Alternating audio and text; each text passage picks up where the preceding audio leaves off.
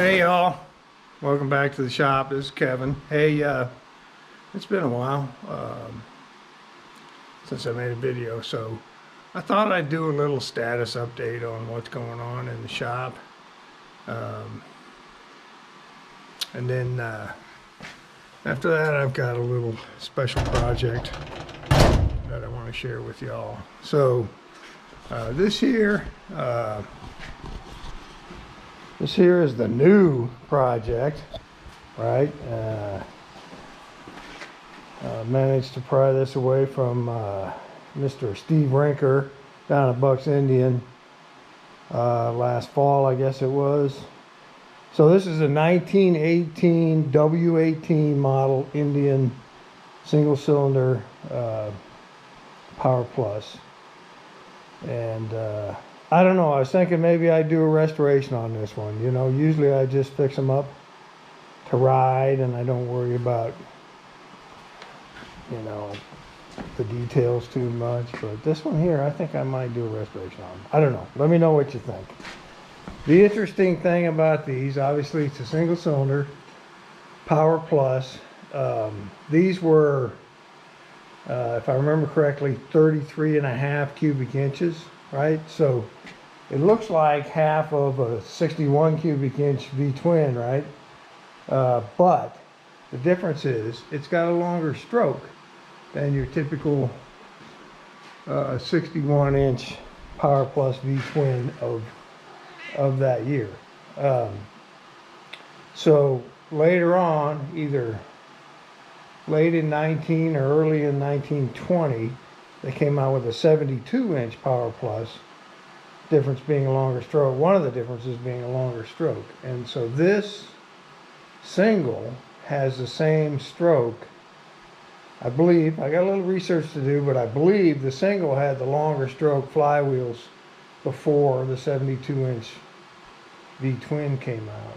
So that's why it's 33.5 cubic inches instead of 30.5 cubic inches.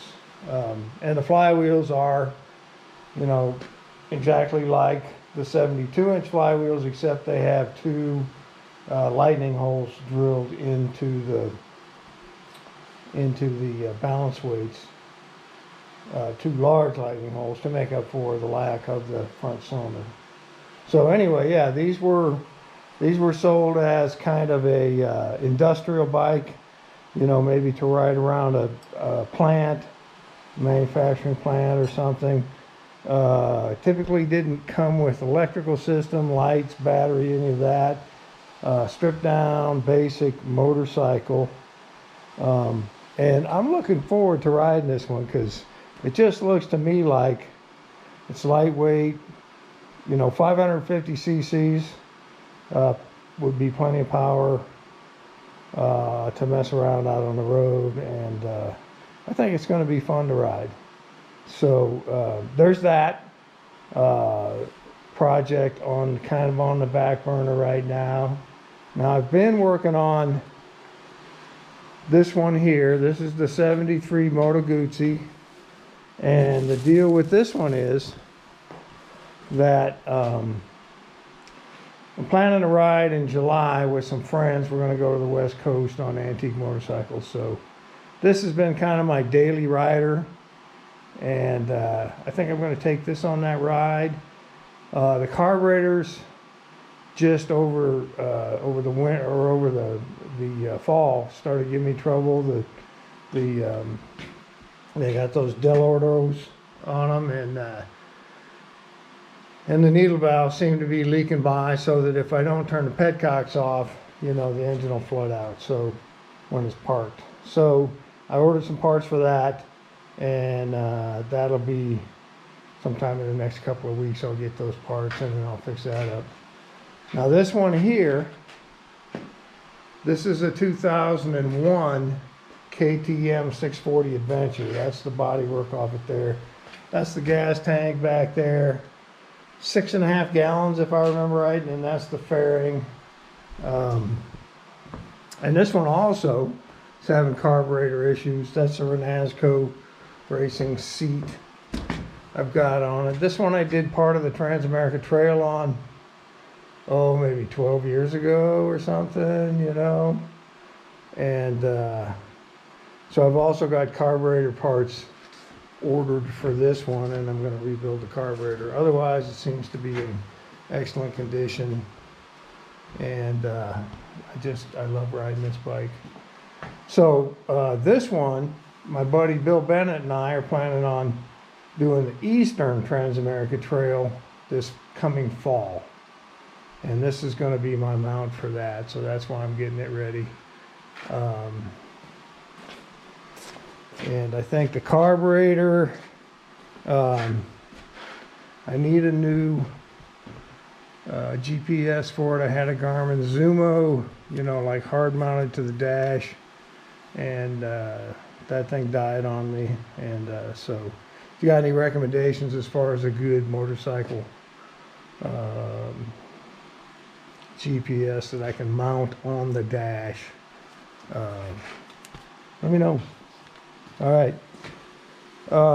And the other project sitting out here is I got this little Honda S90 I've had for like 20 years, and I've never done anything with it. Wasn't running when I bought it, but they're usually easy to get started. You know, clean the carburetor, flush the oil, and you know, tires and bearings and cables and stuff. So I thought that would be a nice little swap meet bike, you know, to put around for me. So that's high up on the list. I got to get the Gucci good to go for July. I got to get the KTM ready for the fall. And this will probably find its way onto one of the racks. Now, the Cannonball bike with vent frame, okay? Engine's out.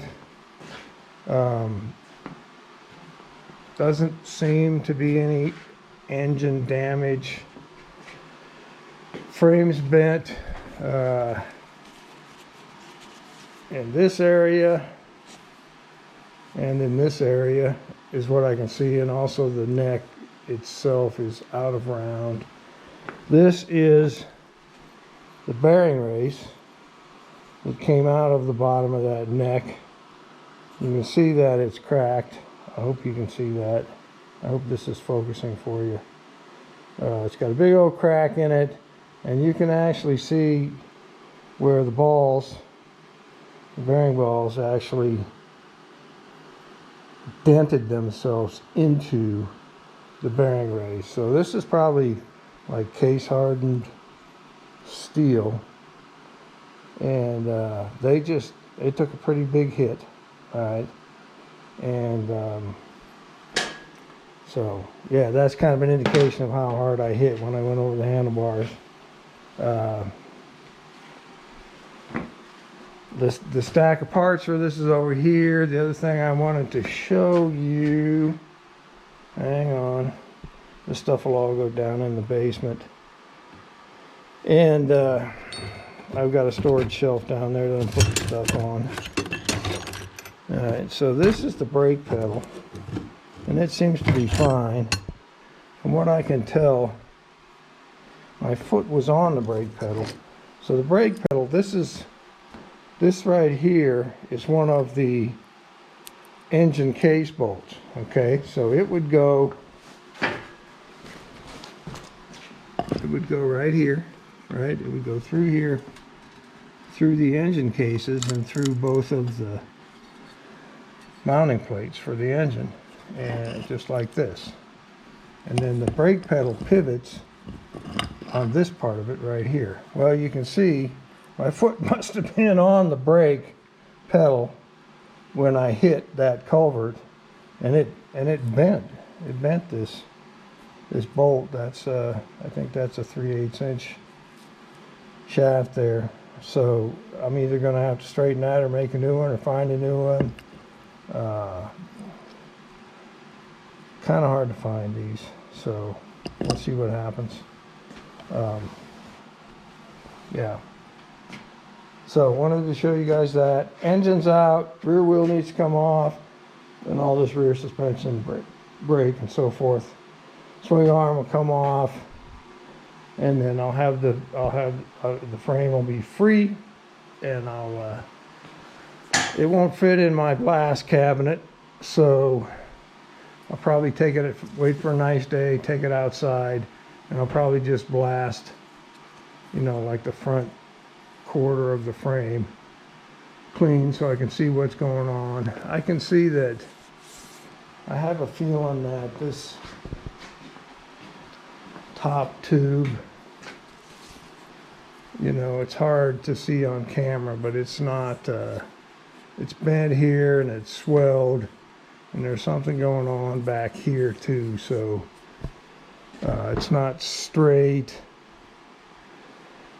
So I have a feeling like I might have to replace a section of this top tube. I don't know. Like I said in an earlier video, I think this bike had a front end collision sometime way back when, because the fork was not original that was on it. It had been repaired and modified and so forth. So that's what I've got going on here.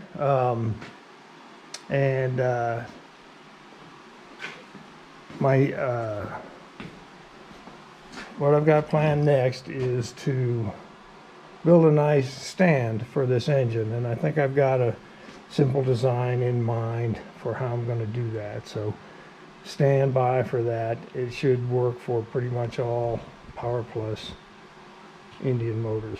All right, that's a wrap for today. As always, I appreciate your presence on the channel, and I appreciate your comments. If you enjoy the content, please go ahead and hit the subscribe button, maybe a thumbs up, leave a comment, and most of all, share it with your friends, and we'll spread the word. All right, thanks all. God bless.